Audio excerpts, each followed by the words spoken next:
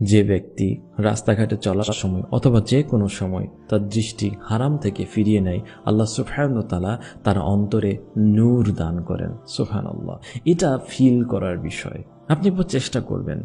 হ্যাঁ, যারা এই ভিডিওটি দেখছি, যুবকেরা বিশেষ করে, এটা একবার চেষ্টা করে দেখুন যে রাস্তাঘাটে যাচ্ছেন, হঠাৎ করে একটা চোখের সামনে আপনার সুন্দরী একজন মেয়ে আসলো, আপনি তাকে না দেখে দৃষ্টিটাকে হেফাজত করে যান।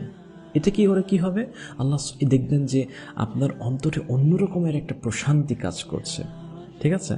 একে তো আল্লাহ সুবহানাহু ওয়া তাআলা বলছেন যে দৃষ্টিকে নত করো, দ্বিতীয়ত রাসূলুল্লাহ সাল্লাল্লাহু আলাইহি ওয়াসাল্লামও বলেছেন। সুবহানাল্লাহ। এটা আপনি করবেন, এটা প্রতিনিয়ত করার চেষ্টা করবেন। যখনই কোনো দিকে দৃষ্টি চলে যাবে, সাথে সাথে সেই দৃষ্টিকে ফিরিয়ে নেবেন এবং অন্তরে চিন্তা করবেন যে এটা তো আল্লাহর সন্তুষ্টির জন্য। আল্লাহর সাথে কথা বলবেন তখন, ইয়া আল্লাহ, আমি আপনার জন্য আমি আমার দৃষ্টিকে ফিরিয়ে নিয়েছি, আপনি আমার উপর সন্তুষ্ট হন, আপনি আমাকে ক্ষমা করে দেন এর বিনিময়ে। সুবহানাল্লাহ। এই ফিতনার জামানায় পরীক্ষা অনেক। রাস্তাঘাটে চললে যেখানে সেখানে বেপরদা নারীর সয়লাব।